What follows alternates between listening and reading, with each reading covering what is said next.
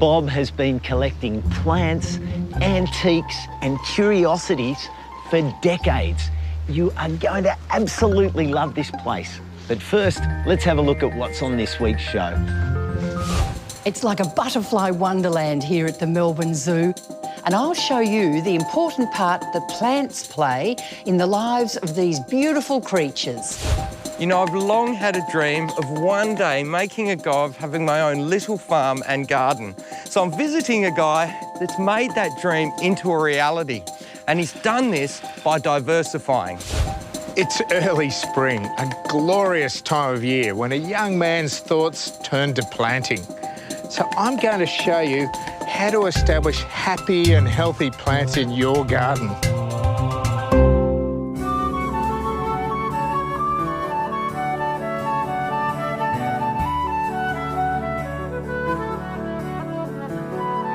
Melbourne Zoo's butterfly house is filled with beautifully coloured native butterflies from the Australian tropics and subtropics. But for a creature that's so small and plentiful in the wild, it takes a mighty big effort behind the scenes to let us experience them here. So how many butterflies have you got in the house? So it ranges between 300 to 500. We do count them every 4 weeks, and our last count was 370. Kate Pearce is the specialist butterfly keeper.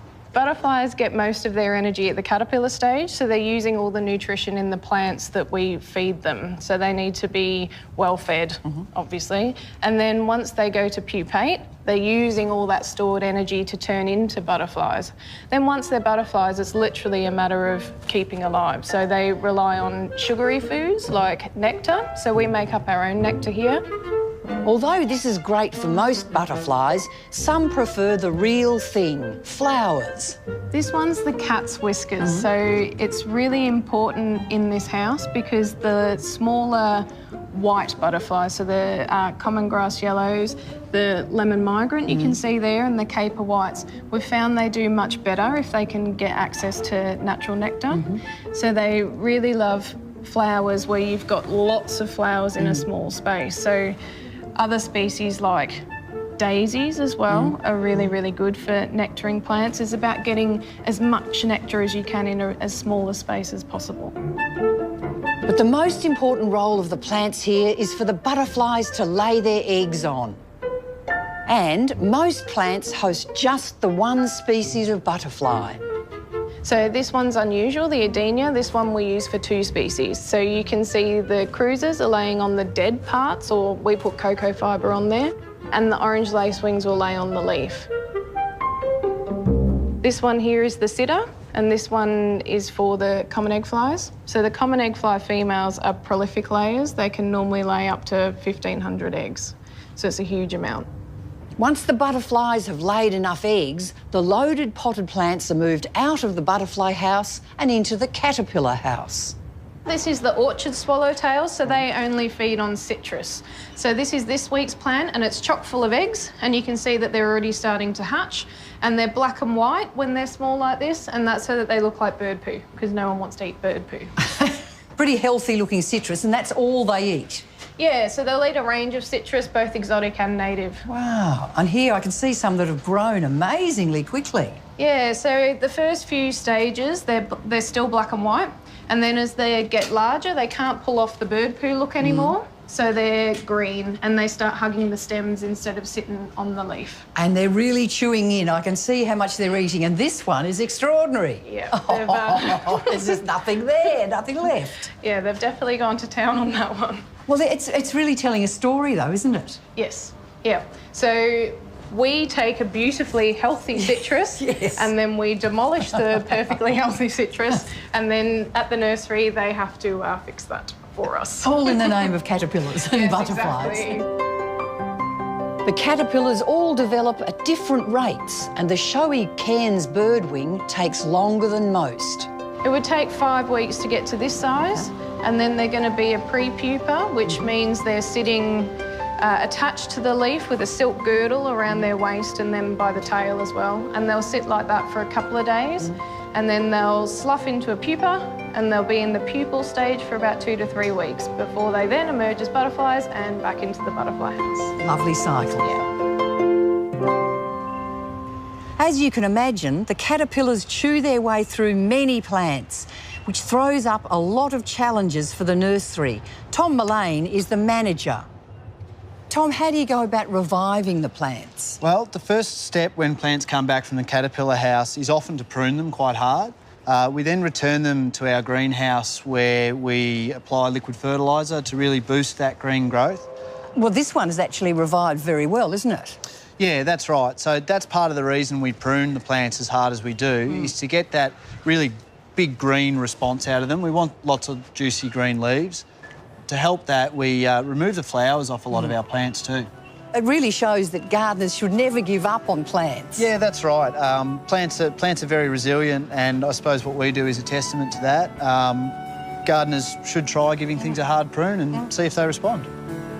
It's an intricate process, but well worth the beautiful results.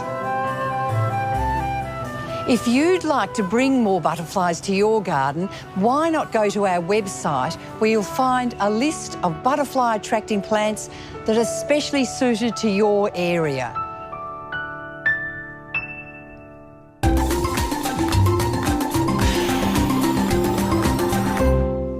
If I've never grown a vegetable before, I like to grow them in seed trays. Seed trays allow you to control the germinating environment better than in the open ground. This is a variety of radicchio. It's called Palo Rossa, and the seedlings are now big enough to be transferred into individual growing cells. I'm going to prick them out using a dibber. Now, this dibber is cut from a piece of bamboo. One end is cut square, the other end is cut at an angle. You use the square end to make planting holes, and this little flat end here, well, you use it rather like a spade to lift the seedling out of the ground. Now, I'm holding the seedling by its leaf. If I break a leaf, there's always more to come. But if I hold it by the stem and I break that, I lose a seedling. So I just lift it out like this, make the hole, transfer it in at the same depth it was in the seed tray, and you gently firm it into position.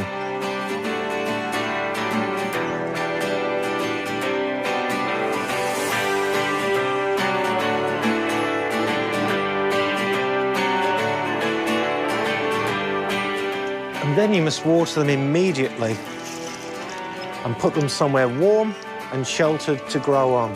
It's as simple as that.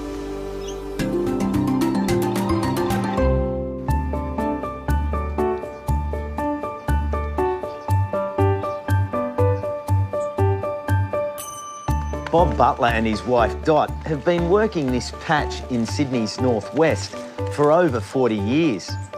It's a shady block filled with plants, but also Bob's other passions: old tools, signs, birds, pots.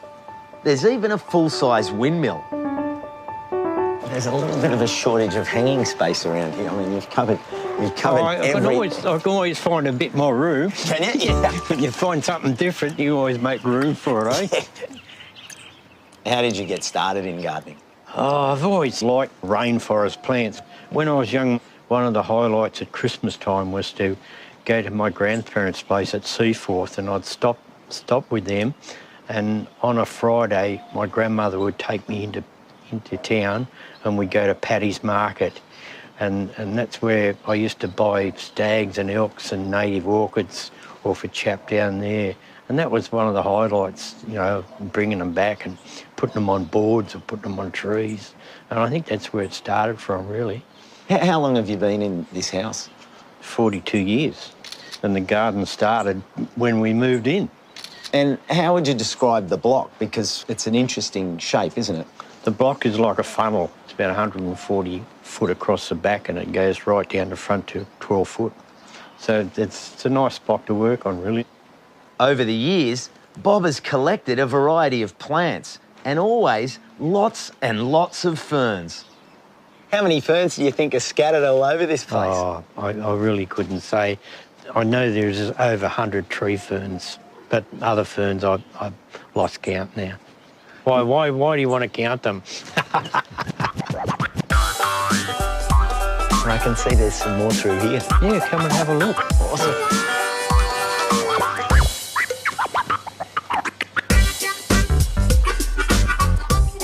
This one cost to come off a building site that was there, and they were going to just bulldoze it into the ground. And I went and seen the site manager there, and he said, "Oh, we can't let you on the site at the moment." But he said, "If you come Saturday, there's no one on the site." So the son and I went and actually dug it out. So what was your removal technique? Well, with these ones, which is Cyathea, is that you have to get the root ball with them. With the Dixonia, you can actually cut them off at ground level and plant them straight in the ground. They will grow. But this one, if you chop that off, it'd just die. A little bit of rain is making your rainforest shine, Bob. Isn't it? It's fantastic. And like this Dixonia here, I love the lean on it.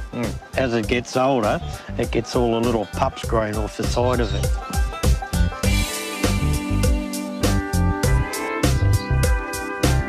This is what they call a crested or a fishtail bird's nest, and it's got that unusual fishtail at the end. Yeah, it's almost like a mermaid. Yeah, very unusual. Now, reading the signs, Parramatta, Seven Hills, Blacktown, thence all stations. Let's go this way.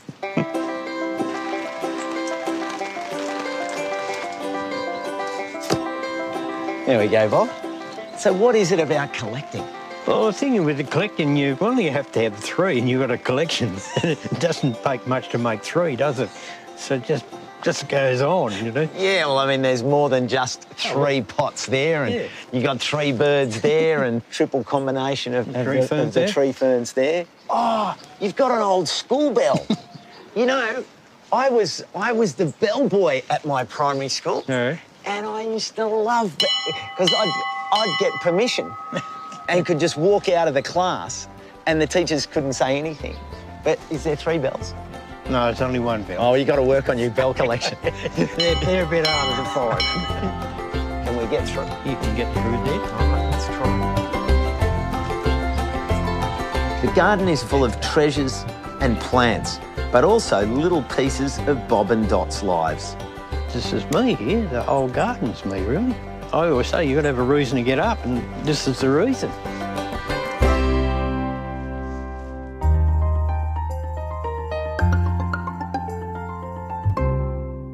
When hardneck garlic flowers and sets its bulbils, it really is a thing of beauty.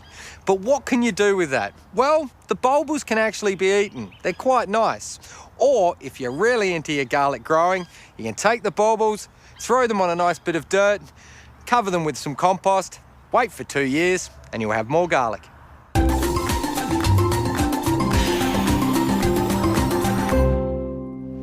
For late winter and spring colour, I don't think you can go past these stunning euphorbias. I feel like I'm in a sea of them, and they look fantastic when they're mass planted.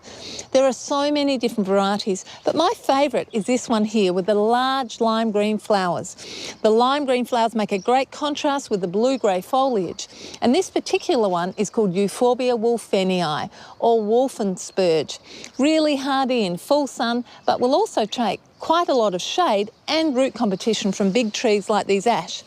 Now, when they finish flowering, the trick is to cut off the old flower spikes right down the bottom at the base, and all this new growth will continue to come on. That'll be your flowers for next season. 2 things to note though. All euphorbias have a toxic white sap, so make sure you wear gloves and don't let it splatter into your eyes. And the other thing is they can self-seed. However, these plants are an absolute winner for a Mediterranean climate garden.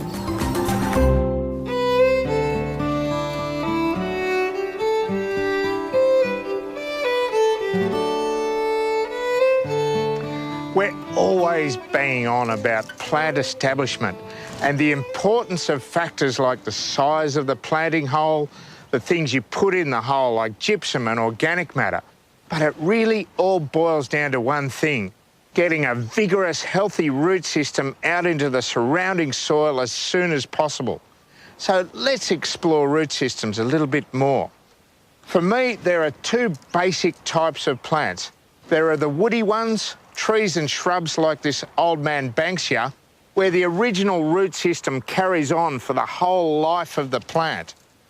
The other type are these strappy leaf plants like guymere lilies, kangaroo paws, flax lilies and grasses, where each new shoot that appears creates its own new root system. Understanding these differences is absolutely critical to getting the best out of your plants.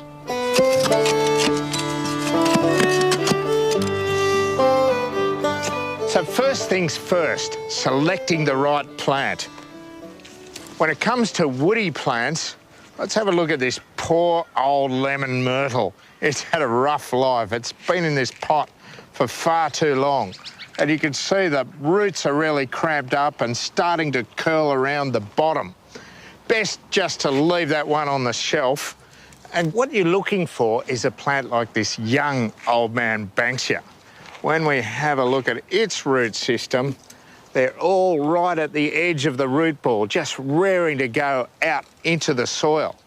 Another thing that is peculiar to this family, the Proteaceae, are these little white balls of roots. These are called proteoid roots, and they're there to help the plant absorb nutrients in the very poor soils that they grow in the bush. So if you're looking for a Banksia, Waratah, Grevillea, some of these proteoid roots will really help your plant to get established. It's time now to get planting.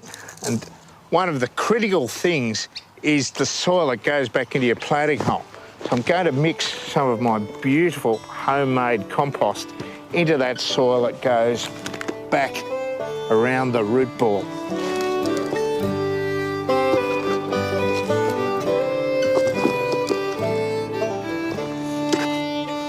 I just want to make sure I mix that nice and evenly through that soil. A common mistake that I reckon people make is putting all the compost in the bottom of the hole. It's far better around the sides of the root ball because that's where most of the roots are going to go. And also just creating a little bit of a moat around the plant so when it's watered, the water will stay there and gradually soak in. Another thing I like to do is add a little bit of the juice from my worm farm to the water that's going back into the planting hole. This adds some beneficial microbes and a little bit of extra nutrients. So it's a fancy sort of recipe, a dollop of worm juice to the watering can, and then I like to mix it really thoroughly with my patented stirrer. As well as ensuring that there's plenty of moisture for the plant, giving it a really good soaking like this ensures that there's really good contact between the roots and the soil around it. Earlier on, I mentioned that strappy leaf plants like this one are a different kettle of fish to the woody ones. They have quite a different growth habit. So you can see that all those new shoots coming on the edge of the clump are producing new roots. So when we get the whole clump into the ground, all the lateral new growth is going to produce a whole new root system. So being a little bit pot-bound as this was is really not going to be an issue as it was with a woody plant. Now you can see how dry this sandy soil is, and even though I'm going to add some compost to it, it's really important that the plant is fully charged up with water. So a great tip is to take a bucket of water, and I'm going to put my plant back into its pot for this exercise so all the soil doesn't fall apart, and then it just goes into our bucket of water to get fully saturated before it goes in the ground.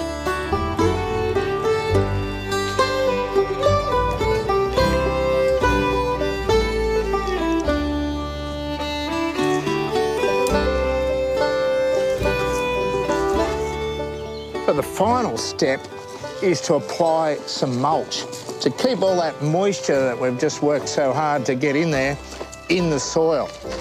It also helps to suppress the weeds and keeps the temperature nice and even around the root system, which will give your plant a flying start.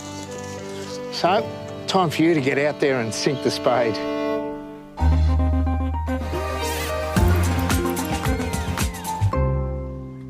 Is it possible to grow ginger from rhizomes bought at a supermarket?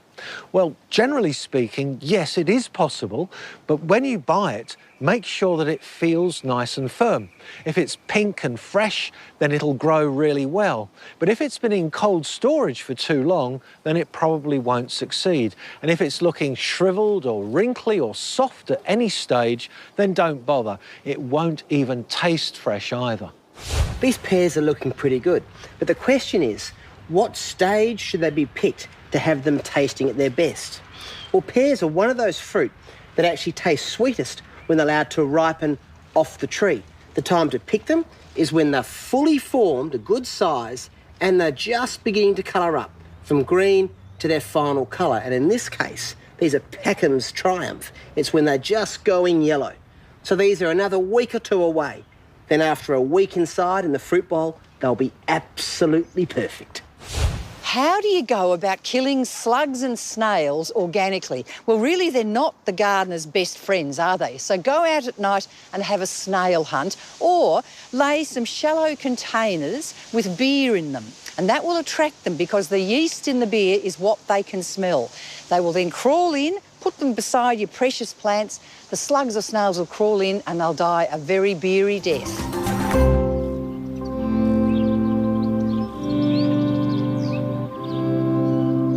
You know, I've long had a dream of one day making a go of having my own little farm and garden. Somewhere where going to work means walking out the back door.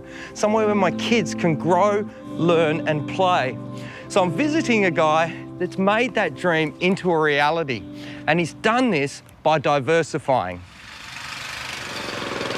This is Richard Weston. He's the man who's turned a barren and windy 5-hectare site half an hour north of Hobart into a beautiful, fully functioning farm, home and life. He grows veggies for local restaurants, olives for making his own oil, and some of the most beautiful peonies you'll ever see. So what are the challenges? What are your tips for first-timers? Diversification. In small scale, I would say at least 3 strings to your bow.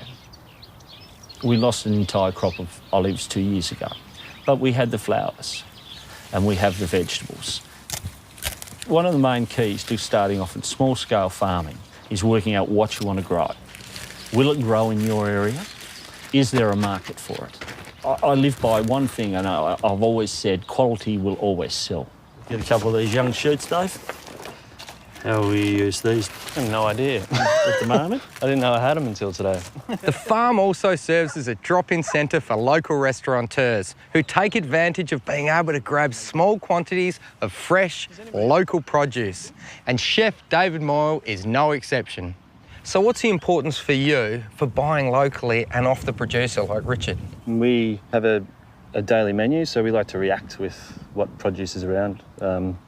As opposed to defining the menu in the restaurant, we make sure we see what's available and what's best. It's so great to be able to see like a fairly diverse range of vegetables.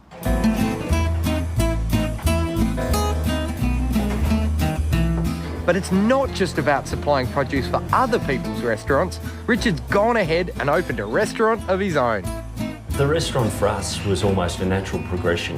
It was an opportunity to showcase our own produce to another level. With small-scale farming, income streams are really important. This is a 4th income stream. So it gives security in the business. It enables us to build the business, and they're really important things. While his produce keeps the family and half of Hobart well fed, Richard's particular passion is peonies. This peony here is ready to pick. It's a nice size and just the right amount to give you in the bud. So it's all about like a squeeze test almost. It is a squeeze test. It's a squeeze test and the colouring. We've started to colour up. The guard petals have started to fold back and that's right to go. But something like this over here, is this just a little bit too far gone? Still a beautiful flower. We're still holding a vase for a week or two. But no, when we're exporting and selling, you want them in a nice tight bud. So how easy or hard are they to grow? A couple of general things you've got to get right. Full sun, your pH of about 6.5 to 7. You want a balanced fertiliser. You don't want something with high nitrogen. You'll just end up with a lot of foliage and very little flowers. Phosphorus and potassium are really important, flower and root development. And buying good quality stock to start with, that's really important. The general rule of thumb is if you can grow apples, you can grow peonies.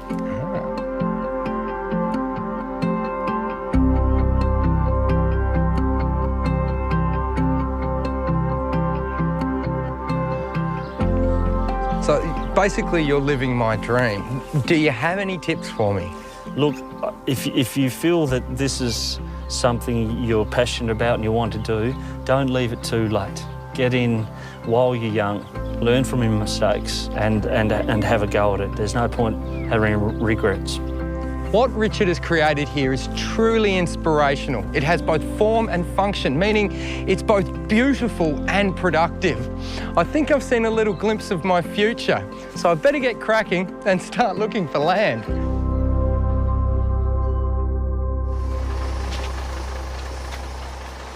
Well, get out there and get gardening. As for me, I'm off to the next episode and I can't wait. I'll see you then.